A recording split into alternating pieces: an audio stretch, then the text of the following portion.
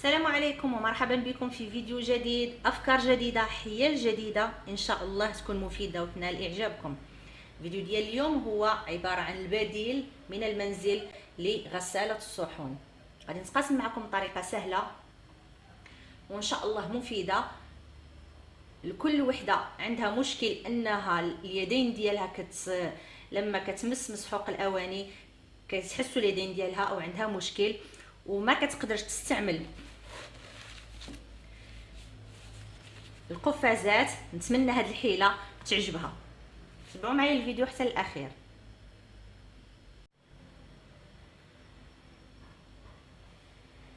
غادي نحتاجوا علبه فارغه، وغادي نحتاجوا هاد الاسفنجه، طنجه، طبعا المقص. اول حاجه غادي نديروها، ما غاديش نستعملوا هاد الجهه، غادي نستعملوا هاد الجهه، غادي نثقبها.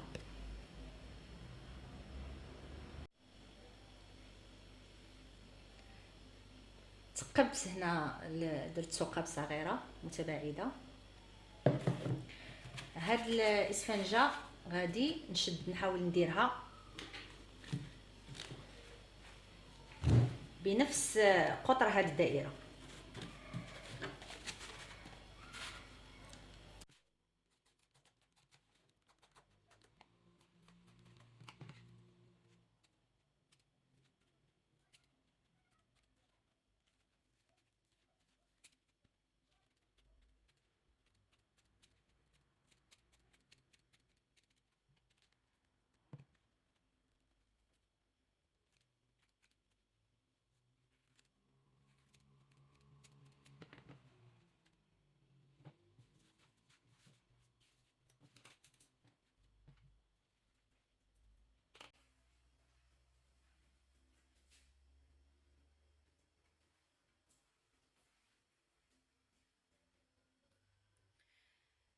بهاد اللصاق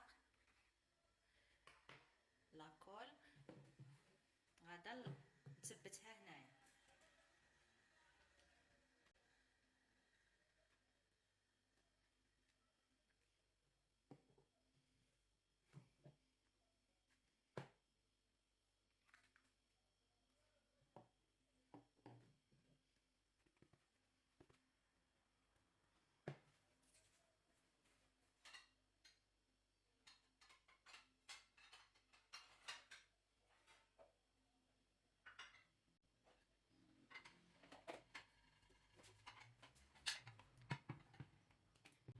فيما يخص طريقه الاستعمال ما علينا الا غنديروا كميه من الماء هنا.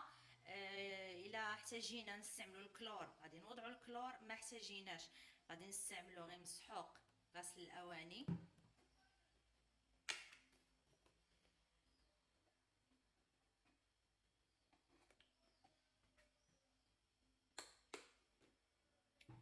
غادي نزيد الماء.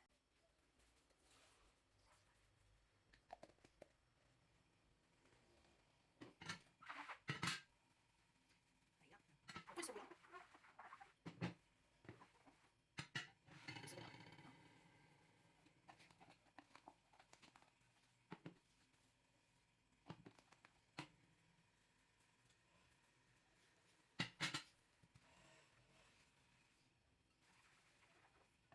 نتمنى تعجبكم الفكره. مجرد ما كنساليو منها كنعرف كنغسلوها وكنحطوها، كتبقى هذه بديل القفازات. بالنسبه للناس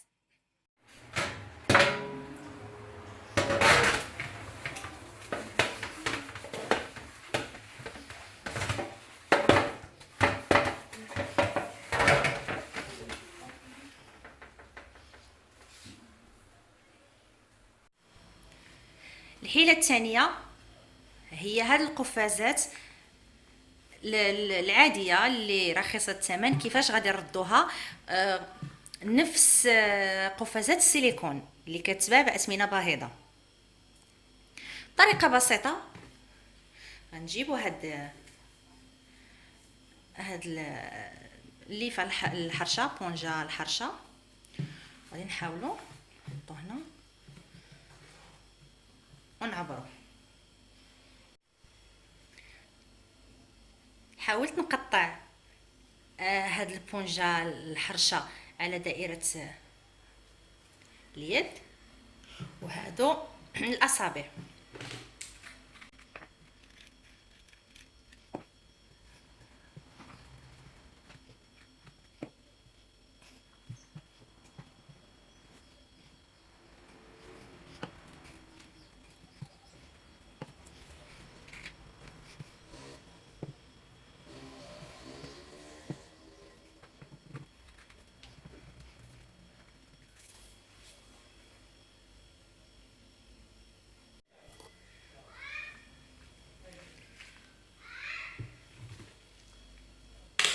نديرو تجربه امامكم.